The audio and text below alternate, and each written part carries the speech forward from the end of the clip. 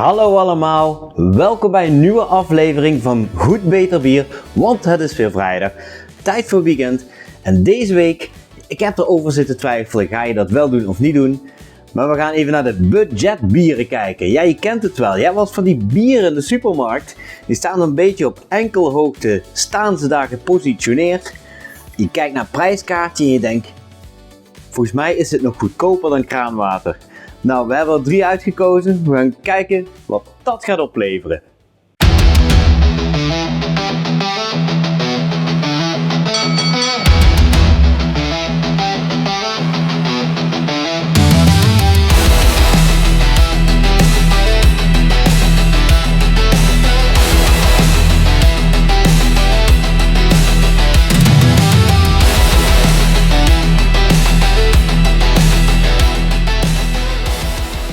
Ja, en die budgetbieren, hoe kan dat nou dat sommige zo ontzettend goedkoop zijn?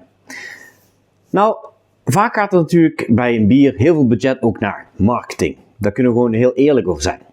Maar tijdens het brouwen zijn er natuurlijk allerlei manieren om tijd te winnen. Want tijd is geld. Hoe kun je dat brouwproces nou versnellen? Dat kan bijvoorbeeld met glucosestroop. Glucosestroop is een wat goedkope manier om alcohol op te wekken, maar dat is niet alles. Het is ook natuurlijk mogelijk om bepaalde ingrediënten zoals mout, om daar wat vervangends bij te gooien. Bijvoorbeeld maïs. Dat zie je vaak bij bieren. Dat is bij Jupiler trouwens ook gewoon. Bij Hertog Jan is dat zelfs het geval. In het buitenland, San Miguel maakt ook gebruik van maïs in het bier tijdens het brouwen.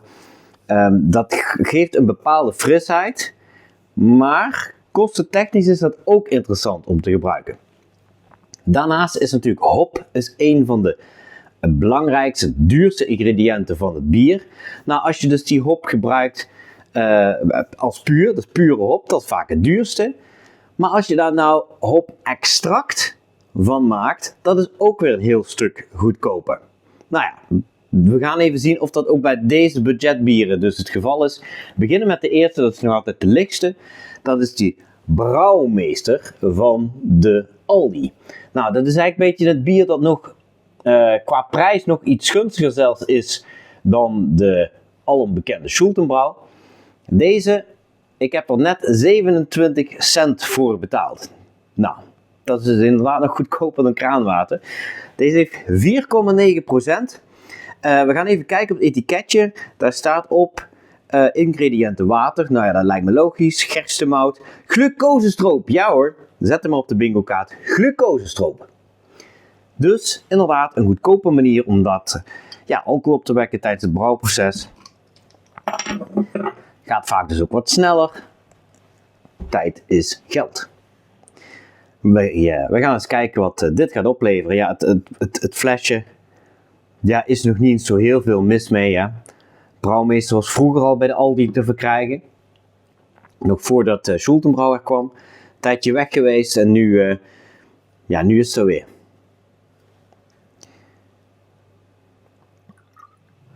Ja, qua kleur kun je er niet zo heel veel geks over melden. We zetten hem even wat korter hier op de camera. Alhoewel, als we het licht er echt tegenaan houden, zie ik dat het echt wel heel erg licht is qua kleur hoor.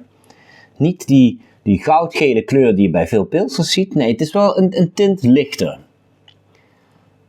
Goede koolzuur zit erop. Daar is weinig mis mee. Dan voor de geur. Nou, hij heeft absoluut geen sterke geur. Dat kan positief of negatief zijn. Ik ga proeven. Proost.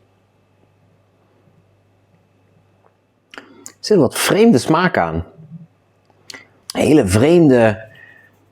Ik kan het niet goed thuisbrengen. Een beetje metalerig lijkt het wel. Een beetje metalig. In eerste instantie heel fris. Daarna komt een hele metalige, beetje kleffe smaak.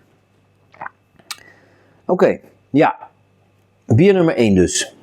De Brouwmeester van de Aldi. Zo. Gaan we even netjes op de camera. Dan gaan we door met pils nummer 2. Met Budget Parel nummer 2. En dat gaat van de Lidl de Argus worden.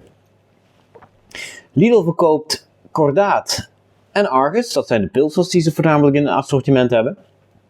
Althans, wat ze dus zelf in eigen beheer hebben. Dan hebben we deze Argus. Ja, ik ben benieuwd wat daar weer op het blikje staat. Hij is 5%. Wat zien we daar voor iets geks? We hebben water, dat is natuurlijk helemaal prima. Gerstemout, ook helemaal prima.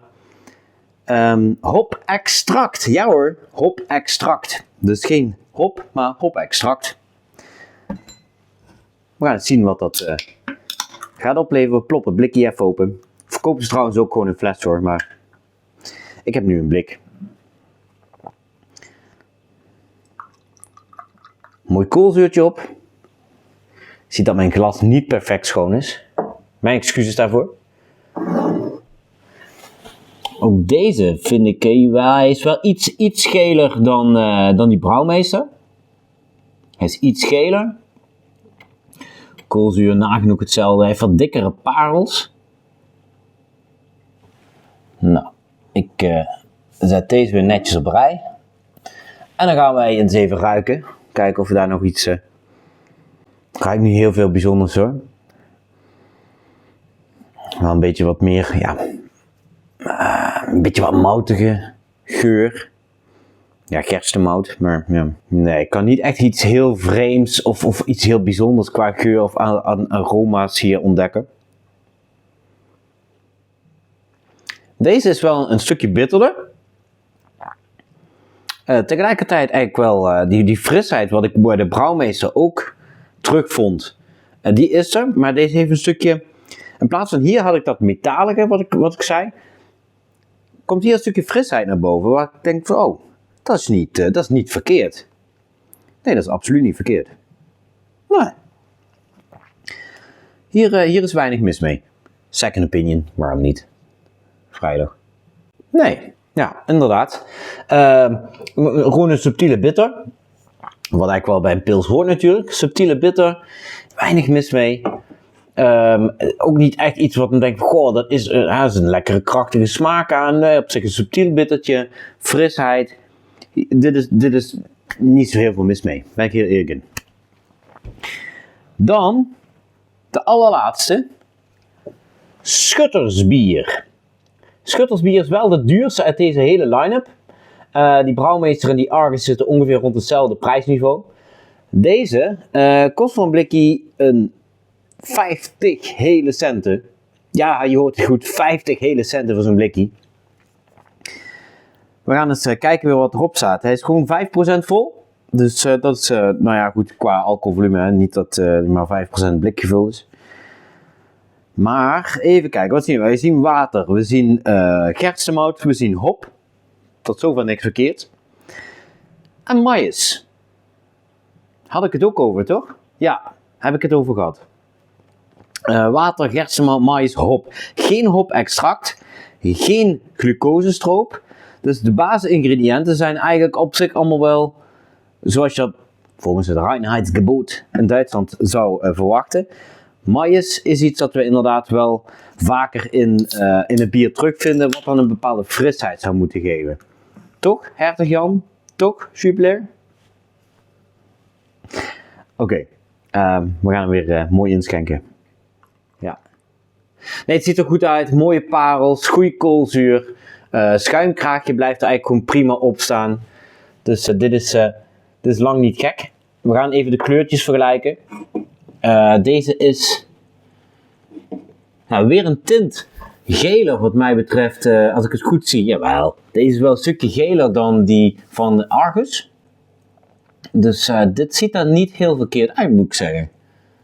Ik ben benieuwd hoe die gaat smaken. Volgens mij zeg ik heel vaak ik ben benieuwd, maar ja, ben ik ook echt oprecht. Ik vind het toch wel een leuke categorie budgetbieren. Parels uit de budgetbak. Nou ja, dat valt me af te wachten, toch? Goed. Ik wens u veel gezondheid. Proost.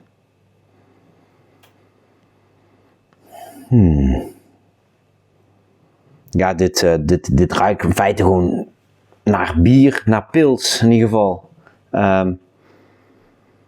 Het ruikt niet echt bijzondere aroma's of zo. Het ruikt ook niet heel sterk. Ik ga proeven, dat weet van vanzelf. Ik proef wat ik eerder bij die Brouwmeester proefde. Dat hele kleffe, metalige, Dat proef ik hier direct aan het begin. Er is voor mij betreft geen frisheid die ik wel hoop aan te treffen vanwege die maïs toevoeging. Die proef ik niet. Nee. Goed, we hebben 3 budgetparels geproefd. Ik ga eens heel even denken over in welke volgorde ik ze ga neerzetten. Komen we zo meteen bij je terug voor de prijsuitreiking.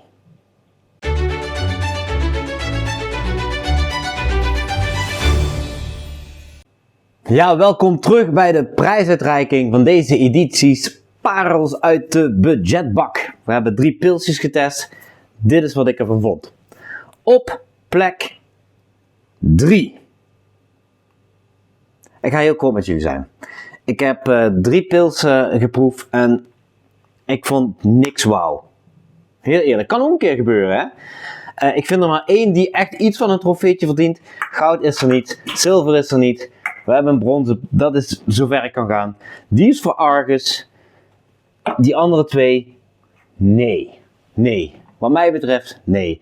Argus, jullie hebben nog het beste gedaan. Dus als je nog een budgetbier zoekt, ga voor de Argus. Maar, of je moet gewoon even lekker doorsparen. Maar als je voor deze 3 de keuze hebt, dan zou ik voor de Argus gaan. Hey, fijn weekend, veel plezier met je budgetparel. Doei!